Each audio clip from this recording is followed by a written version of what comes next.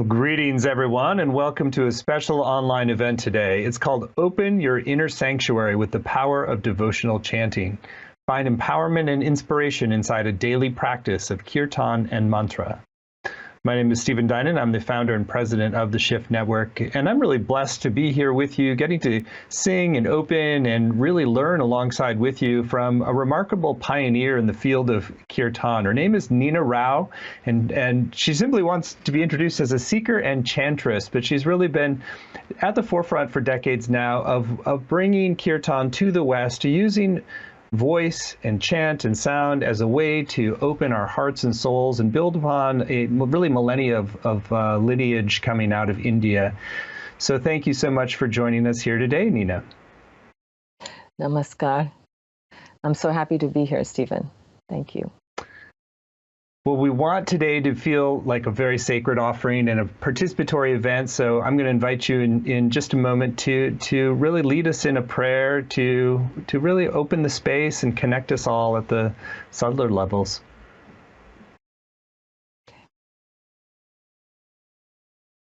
Om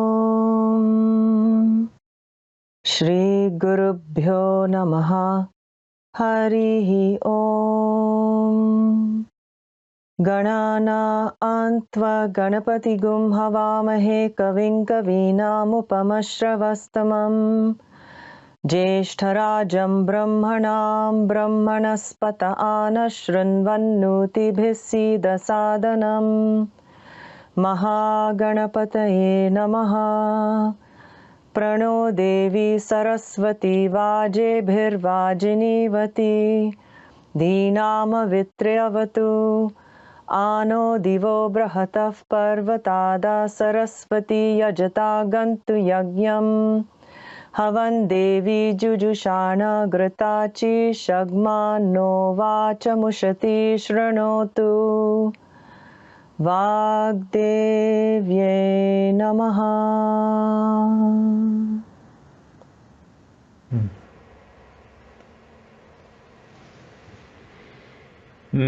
Well, thank you for that blessed way to open. I'm not sure if others can feel it as well, but you can feel the thousands of years of chanting and practice that have flowed through that mantra to this present time. And thank you for being an emissary for these ancient traditions as well.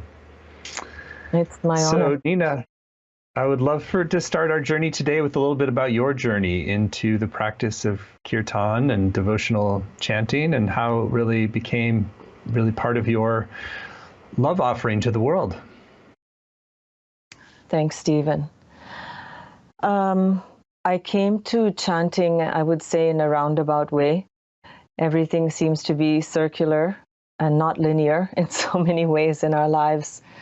I did actually hear chanting for the first time as a young girl when I went to visit my grandfather in a village in South India where he lived. My family and I lived abroad, and often we would go back to India on vacation. And when I asked him one day to play his harmonium for me, he said he definitely would, but he wanted all of us to sing with him. So this is something that I didn't know what it was going to be about, and he shared with us this beautiful chant to Ganesha, which is a traditional bhajan or a prayer. And to my wonder, I discovered that I could actually just sing along, having never heard these words before or done this kind of practice before. And it was so beautiful and joyous. And I recognized having a space being created by the repetition of these mantras. I see that now when I reflect back on that time. All I knew then was that something special had happened. And then for many years, I didn't chant at all. I wasn't able to be with my grandfather, and he took ill and so on. And it was only, 2 decades or plus later when I came to America. I came to live in New York. And some years went by. I had a very different corporate life before I started engaging more actively in these practices. I went to a yoga retreat, and that was being taught by my yoga teacher from my gym, you know. So she was teaching this yoga retreat, and she had invited Krishna Das to chant as part of the evening satsang. And I have to say, a little biased against this whole thing for whatever reason. And I thought to myself, I'm going to sit in the back of the room so that I can leave, because this is probably going to be like a failed Indian musician who's going to be chanting at this. And I really don't want to be there. Just look at my mind. So I decided to stay, though, just to honor my yoga teacher, because she had put this program together. But I did notice there was a very beautiful photograph of Hanumanji and Neem Karoli Baba, who I didn't know who he was at the time, on the side of the table.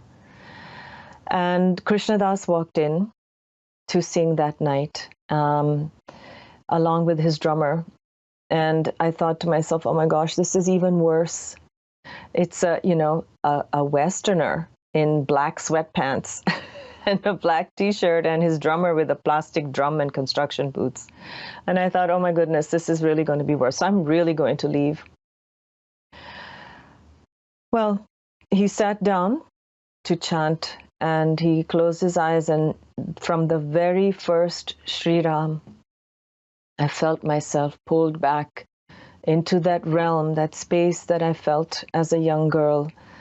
And to my amazement, I found myself sitting right in front of him 3 hours later. So this was back in 1996, and I then proceeded to listen to his one tape that he had made at the time called One Track Heart, which I listened to over and over and over again. And I learned that he was singing at Jiva Mukti Yoga Center on Monday nights, and I rearranged my whole life so that I would always be free on Monday night to go to this chanting. And, I never stopped from then on. But what did happen was a curiosity opened in me. By being with Krishnadas and hearing the stories also of his guru, I had many questions, and he gave me a lot of books to read from Ram Das and stories of Maharaji. But I also had this very deep longing to go to India, to the place where he had been with his guru, even though he wasn't in the body. And when I did go there is where I met my guru, Sri Siddhima. This is her photograph here. And the first time I met her, we went together with a couple of friends, my friend and I, and we asked for seva. What should we do while we're there? And she said, the best seva you can do is to sing the name of God. And so that's what I've been doing ever since. And, it's been such a deep practice for me all these years, and I never saw myself as a musician or a teacher when I started. This has just been what I do to balance everything else out in my life. And it's now I've learned, over the years that the chanting has brought so much clarity to my mind and the way I think about things. And of course, I do a lot of study now to understand what are these practices and how are they helping us. Well, thank you for sharing so much about your journey. And I'm sure so many of us can resonate with the skepticism that then melts into something much more meaningful. So let's start helping people understand why kirtan is such an ancient and powerful practice, with a little bit on the roots of it and maybe a bit the theory of why does it work to sing the names of God? What is it that we're evoking and eliciting in ourselves in this practice? Right. I mean, the beauty of this type of call and response kirtan that you're referring to is really that one doesn't even have to know what these names mean. The names of God, or even when they're put together in little phrases known as mantras, have an inherent power of their own to transform us from the inside. This is what we're told. This is what it says. This is a very ancient practice that's been handed down orally for thousands of years. coming from the Vedas that were chanted in Sanskrit. And these mantras are sound syllables, and they're very specifically transmitted from teacher to practitioner and practitioner to practitioner. And because it was an oral tradition, it was very important to mimic how your teacher was going to pronounce these words, and then everybody would practice together in a group. It is said that these names of God or these mantras were transmitted to rishis or seers, beings who had done intense sadhana or tapasya, practice. And it was a merit of their practice that they received this wisdom in sound syllables. And this wisdom is the wisdom to live our lives in this incarnation in the best way that we can. And it's said that these mantras help us to align with the elements of the universe. By doing so, we can live in better harmony with all that we are surrounded by and all that comes to us in our lives as well. So from these ancient, the roots, the tradition of chanting, the roots of chanting that came from the Vedas, came many different types of scriptures and sacred texts and types of chanting thereafter.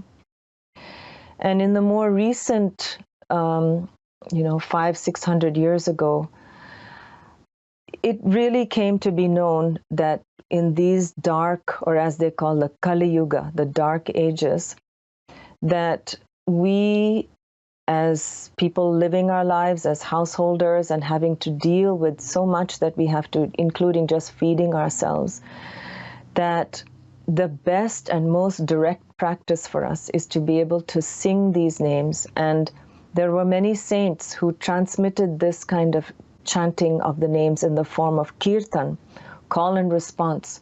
It's such a simple method of practice where there is a leader who's calling out the name, they listen, and then you sing back, and you have the strength and the support of the group of people who are singing with you. And everyone benefits from this. So in recent days, there are people who obviously are chanting Vedic chants, and it is very much a part of the practice in India. There was a time when it was very specifically available only to Brahmin male priests. And over time that has changed a little bit.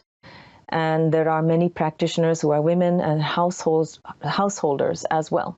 So it is available for everyone, but the most popular form of chanting of the name all over India, and now here in the West as well, is the chanting that is called kirtan, which is call and response. So this has been going on for 1,000 years, thousands of years. And by singing the names of God with music, we also find it easier to tune in to the subtle feelings that arise and the benefits that arise from the chanting of the name when we do it with music. Beautiful explanation. Well, I know that we're going to dive into an actual practice with a chant here soon, but I wanted to first get some of your reflections on how to really approach this, not just as maybe every now and then we go to a kirtan and have a beautiful Friday evening, but there really is sort of a daily spiritual practice that nourishes us, that opens us, that heals us. Absolutely. I mean, this is the nature of practice. Whatever practice we might be doing in our lives, whether it's meditation, whether we have a yoga asana practice, or if we have a chanting practice. Many of us have been exposed to chanting, especially before COVID, in a group setting. If you've been to a yoga studio, somebody's chanting, or your yoga teacher will open with a chant. And we do that together as a group. If you've gone together and sung with friends in a kirtan, that's called sang kirtan, where we're with your satsang and you're singing together.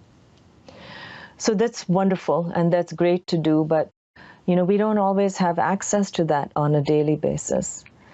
And the thing that's become very clear to me in all the readings that I've done of saints, any spiritual teachings in whatever tradition, whether it's a Hindu, Buddhist, Sufi, Islamic, Christian, whatever tradition, Jewish you might come from, it's very clear that the first step in any practice is that you must try to establish, once you know what you want to do, it is good to develop a practice that you can do regularly, even if it's bite-sized. It's good to not start with something that's too complicated or too long and impossible to keep up on a daily basis.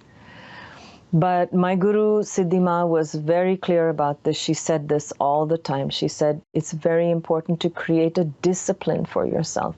What happens over time with the discipline is that it gives you a place to go to every day. And we are creatures of habit, so the more we do it, the more we create this habitual tendency to go to the practice, purifying habit, a way in which to clean the mirror of our hearts, as it's said in the beginning of the Hanuman Chalisa. We're able to find our way into the refuge or the sanctuary that lives within us. I suggest that if one likes to chant as a practice, there are many ways to actually chant. You can do very simple a cappella practice where you do mantra repetition. Again, if you don't have a guru or a spiritual teacher or a guide who gives you or initiates you into mantra, that's not happening for everyone. That's totally fine. There are infinite number of mantras that you can hear or read about. And again, finding something that resonates with you is so important.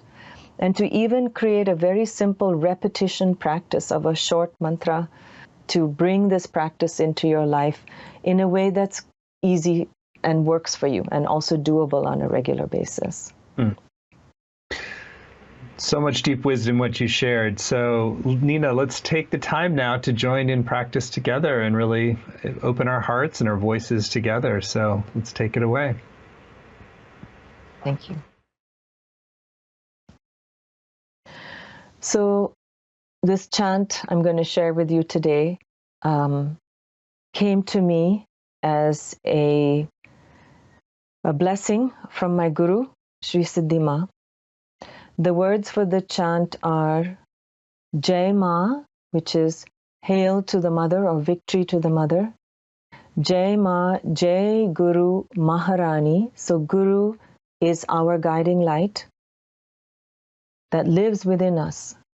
Maharani is great queen, because this is how I see her. Jai Ma, Jai Guru Maharani, Guru Antarayami. So Antarayami is a beautiful word that I first saw when I was reading the Ramcharitmanas. And it's a word that describes the indwelling presence, and also sometimes is known as the knower of all hearts. So this is the great guru, the guru who lives within us, the guru who we might see outside of us in another being or in all beings, if we look at life as our guru. So that's the words, and let's chant this together.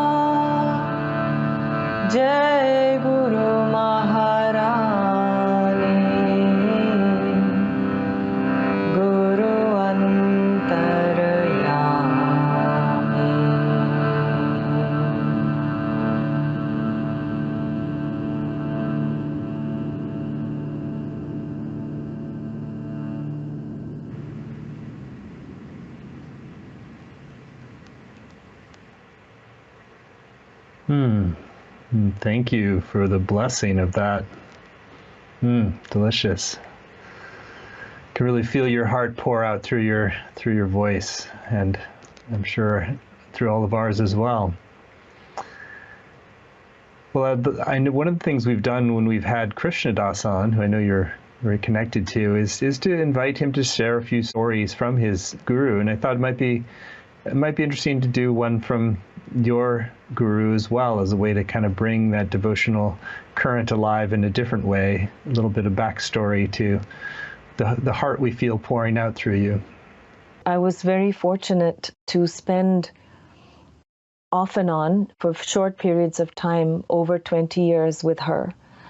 And that took me through my life as a young woman in my 30s, through a marriage and having a baby. And she helped me on such a practical level as well as a mother, how to be and how to share my practice with my child. And, my daughter came with me on all those visits, and she feels Ma's presence in her life now too. She's now 20 years old, but that stayed with her.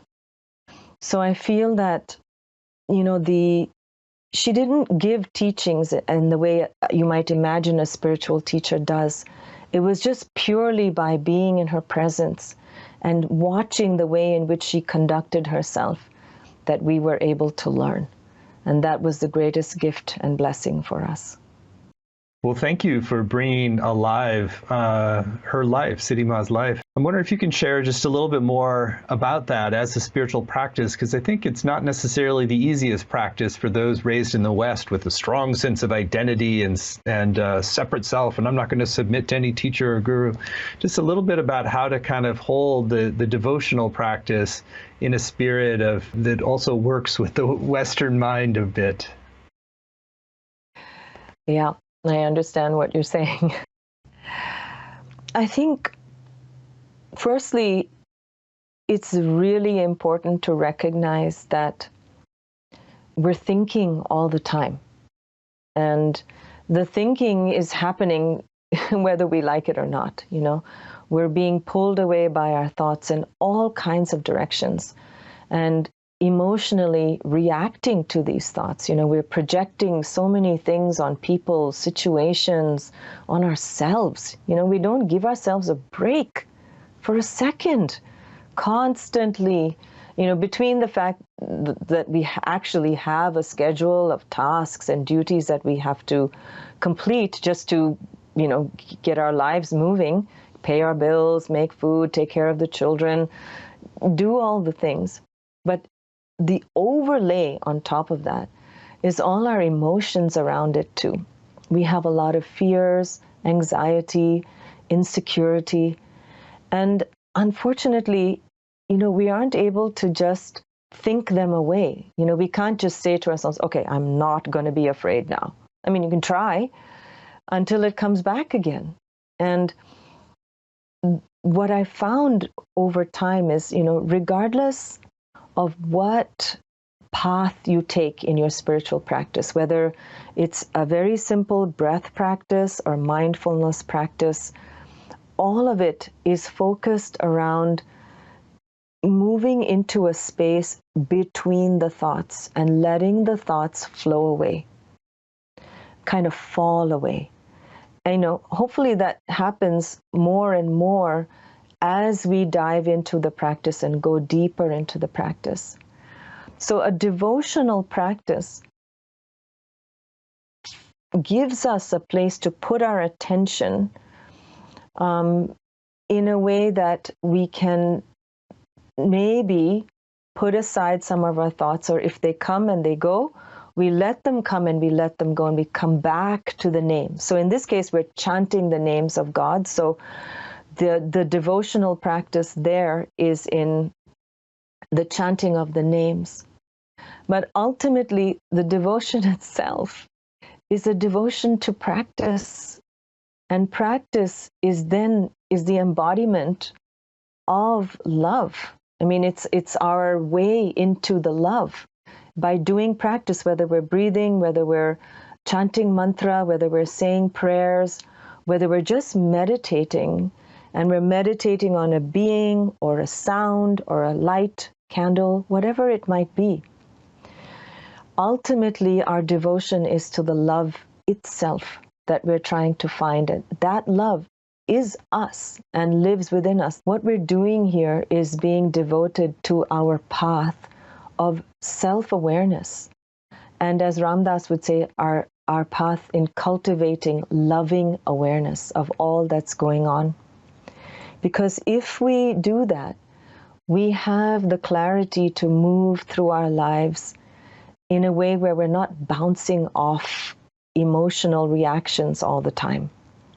But we can see a clear path and be able to interact with people and ourselves in a compassionate way, in an understanding way, without projecting things. And I think this is really the way in which to think about how this practice would help us. Which is not to say that you do this practice necessarily only in a moment of anxiety or fear. What the practice does for us when we do it on a regular basis is that we'll actually change the way in which things move through our brains. I mean, there are scientists who are studying the impacts of meditation and even chanting on our brains. And so we are carving new pathways inside of ourselves so that we can walk on this path more easily. You will recognize in yourself a foundation building to find this peacefulness, to find this calm, find this open-heartedness. And it starts by the practice itself creating this inner sanctuary inside of yourself, because it has to come from inside of you. Love it. Well, what a beautiful explanation. You just emanate that which you teach. You clearly have found your inner sanctuary through this practice.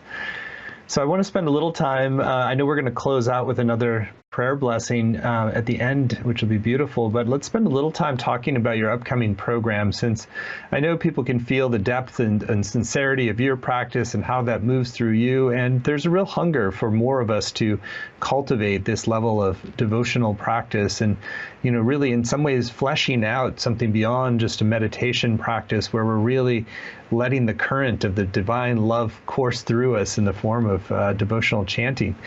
So the program that Nina is going to be creating with many people is called Sacred Traditional Mantra and Chant Practices to Find Your Way Home to Your Heart. You can find it at devotionalchanting.com, devotionalchanting.com.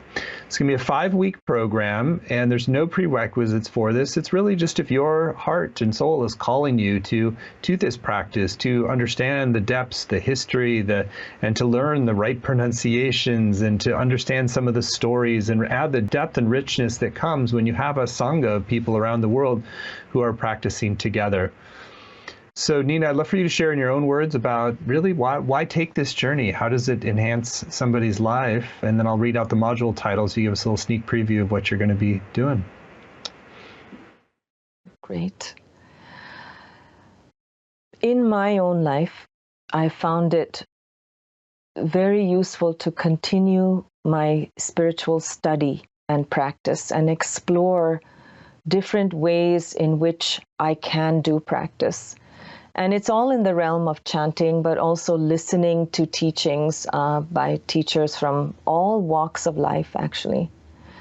And the goal of the practice is to find a way in which to be with myself and other people in the best way and most helpful way that I can. In order to go down this path, it is important to spend a little time and energy, not only in the doing of the practice, but also learning these practices to a certain extent. It's good to sit in kirtan and to sing along with other people. And as I said earlier, you don't really have to know the meaning of everything, but it can be helpful to explore a little bit the stories behind these names. So that's something we'll do together. The other thing that I think is important when we are doing these practices is to honor the tradition from which it comes. So, whatever tradition you might be practicing, whether it's Qigong or yoga or whatever practice you might be doing, it's good to go back to how this practice is held in the tradition from which it comes. And because chanting is an oral practice and it was transmitted from ear to mouth to ear to mouth, a great emphasis is actually placed on pronouncing the mantras as close to the original way in which it was transmitted as possible. And it doesn't mean that if you don't get it exactly right, it's not working. That's not the case. Doing of the practice is the most important thing. And then we can revitalize our intention by putting in the extra effort to try to get as close as we can to what the tradition is. And so I would like to share with you during this course a little bit about pronunciation, because there are sounds in the Sanskrit language, which we will be chanting in a lot during this course, that aren't familiar to us when we speak in English. So I'd like to spend some time with that. Wonderful. Well, Module 1 is called Beginning Again and Again, Mantra and Chant Practice Through Recitation and Singing. And again, you can find all the details on this as Nina describes it at devotionalchanting.com. So in the first module, I would just like to get to know all of you, and because we've all come to this practice in so many different ways.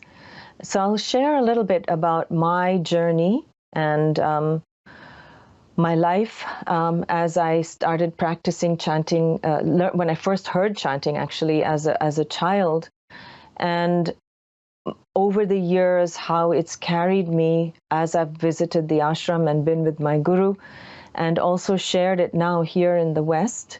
And more about how the practice is actually undertaken in India in so many different forms in the community. So we'll talk about that. And some of us have not been to India. I've spent a lot of time there. And there are people who are very curious about how this practice is engaged in India. So we'll share a little bit about that. And I'll talk a little bit more about the language. And we will, of course, do some chanting together. I'll share a little bit with you about japa recitation, which is just the repetition of the name without music, and how that might work for you. And also we will sing together. And as you can tell, the bottom line in this practice is repetition of the practice on a daily basis, but also during the practice of repetition of the mantra or the name. Module 2, Hanuman, bowing down to the one who's fully surrendered. So the Hanuman Chalisa is a prayer that my Guru Sri Siddhima said that we should do. If we were to do a practice, if we went to her with any problems or any challenges in our lives, she would say, ask Hanuman for help. And Maharaji also had Hanuman in his temple. People worshipped him as an avatar of Hanuman. And he said a couple of things about the Hanuman Chalisa. He said that it can change fate. He also said that every syllable of the Hanuman Chalisa is Mahamantra, which means it has this potency to change us from the inside. And when I first heard the Hanuman Chalisa on Krishnadas's album, and I was very drawn to it, and having read the Ramayana at a very young age and many times over my life, I found this place where singing to Hanuman was so inspiring. And Siddhima said, that he is the one who's going to come to your rescue, to your help, when we need help. So we invoke him in this prayer. We're going to spend some time reading the Hanuman Chalisa, talking through the translation, and also pronunciation here. And we'll sing it to a melody as well. And we'll talk a bit more about Hanuman as this being who is fully surrendered to Ram. And what does that mean? Module 3, Vedic chanting of the Gayatri mantra, the roots of the chanting tradition. We're going to do some simple mantras. Specifically, when I say simple, I mean they're short. This is the Gayatri mantra, which is practiced very widely in India. And I will share with you the way in which it is chanted, because there's a very specific way in the Vedic tradition. And we will do a round or more of japa recitation of this mantra, and I'll talk you through the sound specifically, and we'll have a chance to practice together with this. This mantra is so important and is given to many people in India as a way in which to clarify our mind. It's a clarification, a purification mantra to clear the thoughts, clear our minds, so that we can discern and discriminate and see how we should move forward in the best way for every little decision that might come to us. Module 4, prayers to the goddesses Durga, Lakshmi, and Sarasvati, she who has auspiciousness. So I'd like to spend some time with you in the chanting of these verses, and we'll do it again in a repetition format. We will do it as japa recitation, but also singing, and allow our hearts to open into this presence of the goddess and be held by her, the great mother. And in India, the mother has literally thousands of forms, and she has thousands of names. But she is also seen in these three facets when we zoom out a little bit, as Sarasvati-Lakshmi and Durga. And we'll talk a little bit about the aspects of this goddess and how we embody them as well. Whatever body we might be living in, whether it's male, female, or however we may identify, we embody these aspects of the goddess. So we will be invoking that in the prayers to the goddess. And finally, Module 5, Connecting with Great Mother Nature, being one with the 5 elements. So this is my favorite place to land after we've done a few days of practice. I love being in the outdoors. I am a great supporter of the preservation of wildlife and forests and oceans and all of wilderness on this planet. And for obvious reasons, we need to take care of our planet, especially in the face of climate change, as we're all realizing right now. And so many occasions arise when we just feel so much grief around this, because there's only so much we can do on a personal level. We can support activists. We can make life choices that help in the greening of this planet. But if we can't be out in nature all the time, or even if we can connect with nature in a different way by the use of mantras, because these mantras are actually the sounds that resonate with the 5 elements of nature. So we'll spend some time, again, this is another way to connect with our own hearts, with the hearts of others, and the hearts of the One, this living universe of which we are a part. So we'll do some of that together as well. Well, it's truly going to be a blessed journey. So thank you so much for offering it. And again, all the details are at devotionalchanting.com. I'll share a few other things about this beautiful program. You get not only the 5 90-minute live sessions with Nina, which includes a lot of chanting time and practice time and Q&A. You're going to get video and audio recordings of each, as well as word-for-word transcripts to work with, study, and highlight. There's weekly exercises and practices for home, and a Facebook community to deepen your experience of spiritual community globally, plus some great extra bonuses that Nina's been very generous. There's a video dialogue with her chanting with Krishnadas, Ocean of Ram, Sita, and Hanuman, very beautiful. A whole 10-module audio course from Nina called Learning the Hanuman Chalisa, which is no small task. And you want to share a little bit about that 10-module audio course? Sure. Even though we will be chanting the Hanuman Chalisa together during the course, it's a long prayer. It's 40 verses long, and it's full of language that we may not be familiar with. So I've created an audio course of 10 modules of 15 minutes each. And you can carry this in your pocket, and it will help you to learn and practice verses of the Hanuman Chalisa cumulatively. So you'll start with the first, I think, 6 to 8 verses, and then you can add on. You can go back to the first to 6 verses. Everybody learns in a very different way. So I've broken it up in such a way that you can use them in the way that works best for you. And there'll be spoken word as well as the actual singing, and I'm providing the musical background for you to sing in response to me. So we're doing the Hanuman Chalisa like a call and response as a way for you to learn. It's also another bonus, a series of PDFs and audio recordings called Nina's Written Music for some favorite chants, and a special bonus that we get when you sign up by midnight tonight. And that's actually a 7-track audio album from Nina that is focused on Antarayami, knower of all hearts. Sorry, the pronunciation isn't perfect there, but building upon what you practiced earlier with us as a chant. So we've kept the investment really accessible for this beautiful program. It's just 3 payments of $72, or you save 10% when you pay in full with 1 payment of $197. The course is going to start April 19th and run Tuesdays at 5 Pacific, 8 Eastern. But even if you can't make the live times, you can still get the full value with your participating with the recordings and the transcripts in the community as well.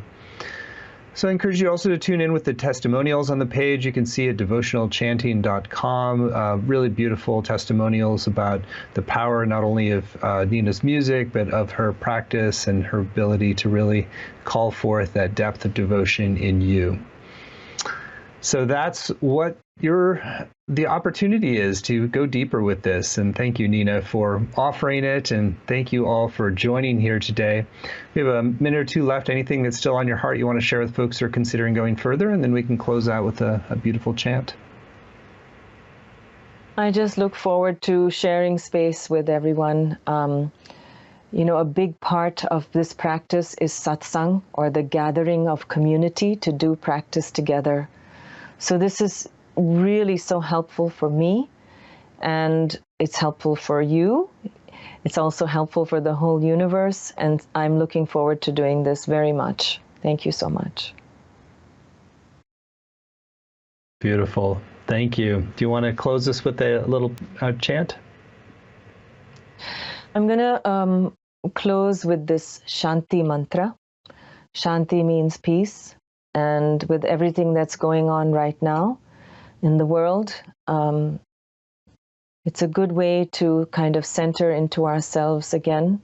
And this is wishing peace to our own hearts and also to the hearts of all beings everywhere.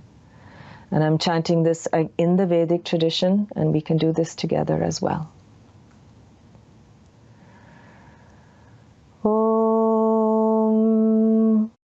Sahana Vavatu Sahano Bhunaktu Sahaviryam Karavavahai Tejasvinavadhitamastu ma vidvishavahai.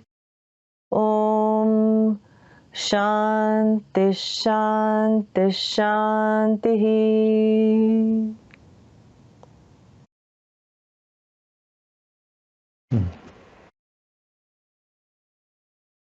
Thank you, Nina, for this wonderful gift of an hour together. And thank you all for joining us. And if you would like to go further with Nina on this path, you are warmly welcome to do so at devotionalchanting.com. And when you sign up by midnight, you do get that 7-track audio album, Knower of All Hearts, Antaray Yami. So thank you so much. Thank you.